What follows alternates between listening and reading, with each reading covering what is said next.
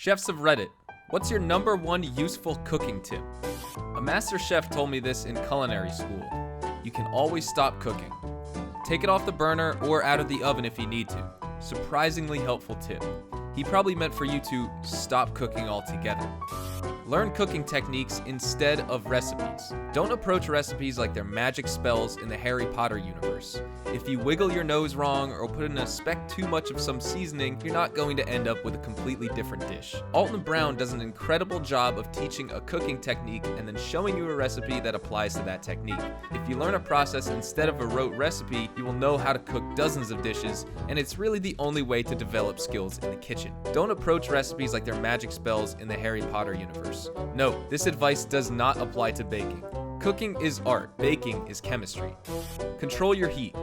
Control everything, but mostly your heat. My mom will only cook with max heat because it's faster, but it always ended up tasting better than my dad's careful heat management. Then I found out that Chinese food is to be made on high heat always, basically.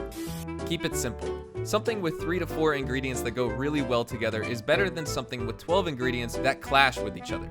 I learned this while coming up with a perfect spaghetti sauce. Originally, I wanted to add every ingredient under the sun because I thought it'd give me more of a complex flavor. Then I didn't have 2 or 3 of the 10 ingredients I typically used to one day, but went ahead and made it anyways, and the sauce tasted almost every bit more savory. This is great advice for beginning chefs who are experimenting with their recipes. If you have to keep adding salt, try adding some citric acid instead. This needs to be higher. If there is one aha moment I've had in the last 20 years of cooking, it's that when salt isn't helping a dish, what's missing is acid. Lemon juice, vinegar, or citric acid, if you have some, transforms a dish in a surprising way. I saw some show that showed Thomas Keller's station at the French Laundry, and he had a squeeze bottle of vinegar. I knew there had to be a reason. Edit, added what was in the squeeze bottle. If you're cooking with chicken or pork, season aggressively. Both meats are wonderful seasoning sponges. Find a regional spice map or guide and start combining flavors. Edit. Since a lot of people are asking, I'd say this is a good place to start when trying to figure out spice mixes. To piggyback, season even more when using ground turkey. A clove of garlic is different than a bulb of garlic. I'm a terrible chef. Edit. Nice to learn I'm not the only one who's made this mistake. The house smelled of garlic for 2 days after. Add 5 cloves of garlic to the stew. Wow, that is a ton of garlic. In you go. My coworker's roommate adding 5 bulbs, whole, not peeled, into a stew. Heat will remain in your food after turning off the stove, and it will continue to cook, so pay attention to your timing. Example, when you want to add cheese to your omelet, cheese should melt in a plate with heat of the eggs. Otherwise, you will have an over-dried omelet, same as overcooked pasta, or worse, an omelet pasta instead of carbonara. Not a food tip, but a cooking tip. A falling knife has no handle. If you drop a knife, get the hell out of the way and let it hit the floor. Washing is easy enough. Try to catch it and you could be visiting the emergency room. Not just kitchen knives. Not a chef, but have worked in a kitchen. Best tip I ever got was frying eggs. Have it on a medium temperature, not roasting hot, and once you've cracked your egg, cover it. Use a pot lid or something. This means your egg cooks from the top and the bottom, so you get a perfect runny yolk without any undercooked white around it. I use this every single time I fry eggs, and I've never looked back. Edit. Out of everything I've ever posted on Reddit, this is my highest rated comment. You guys must really love eggs. Also, to save so many replies, no, I don't flip my eggs, but apparently the lid helps reduce yolk breakage if you want to flip yours. No, I don't tend to get crispy whites or a film over the yolk, but I use a glass lid so I can watch and take the lid off as soon as I see the white is cooked. And apparently adding a tiny amount of water, like drops, to the pan speeds up the process even more. If you like scrambled eggs, try to cook them like this video. I don't always do it like this because I'm lazy. Whenever I do, it's amazing though. If something burns slightly, throw barbecue sauce on it and call it smoked. If something that's supposed to be smooth comes out chunky, call it home style. Or if something comes out a bit sloppier than you expected, you've created a nice, wholesome, rustic dish.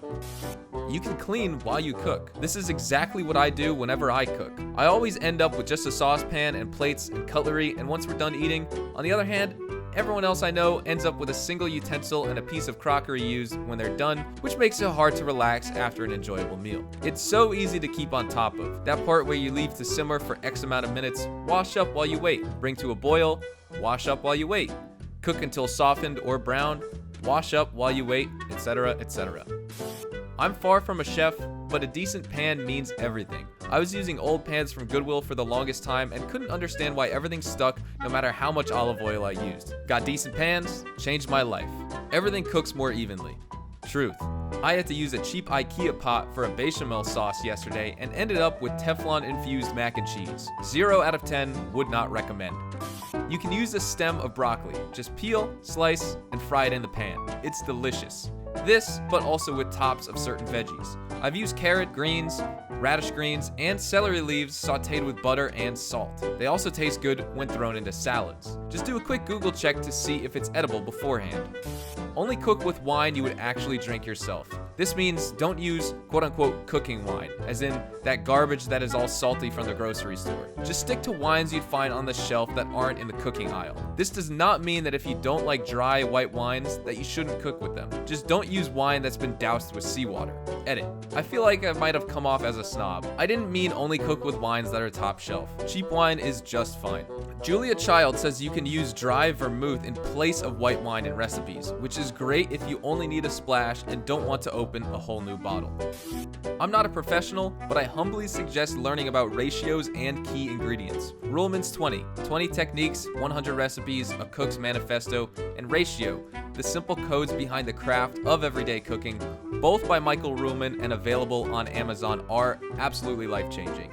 Also, invest in Michael Bittman's How to Cook Everything. It's a primer for beginners and a really great source for experienced chefs and cooks to break out of a rut. I often find that I have stuff laying around the kitchen that I need to use, and knowing about key ingredients, ratios, and having a trove of recipes that I trust to be good in their basic state to just pick through and advance makes eating at home a joyful experience for my partner and myself. Edit, Michael Ruhlman, not Mark.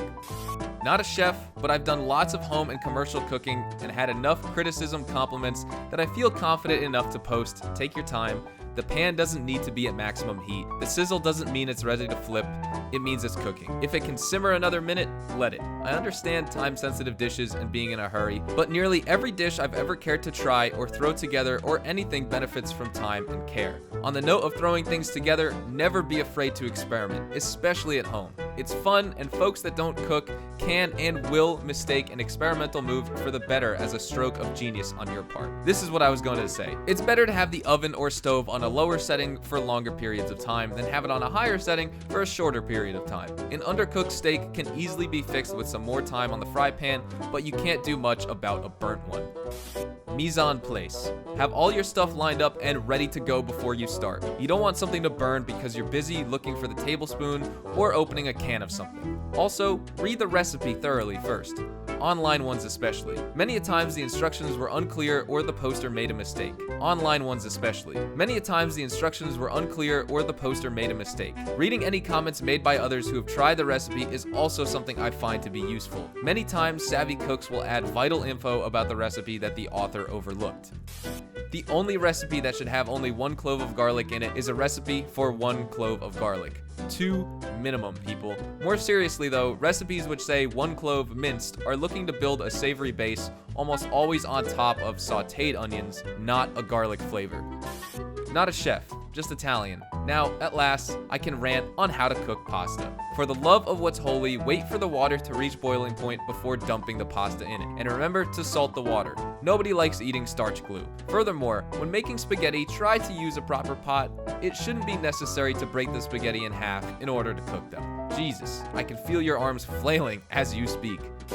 Just a home cook, but one thing I see frequently done wrong is crowding the pan. If you want to brown your meat, don't fill the pan to the brim. It will only boil in its own juices until it's still pale but also tough. Just put a few pieces in at once. You can place them on a plate once they're done and then do the next one. This is a really important tip that frustrates new cooks over and over again. It doesn't help that most budget frying pans are on the smaller side. Learning to cook in batches makes your results much harder to screw up. Not a chef, but cooking is my hobby. Number 1 rule in my book is follow a recipe exactly at least once before messing around with it. I've seen too many people get angry or frustrated because they decided to substitute X for Y and then the dish turns out badly. Try the recipe first, then decide if there's too much garlic or cinnamon would taste better to you than nutmeg. If you hate peeling garlic, take as many cloves as you need, toss them in a bowl, cover with another bowl, and shake it all up. The peels get knocked off. Also, screw margarine, just use butter. Watch our other videos and subscribe 'cause you're not a scrub.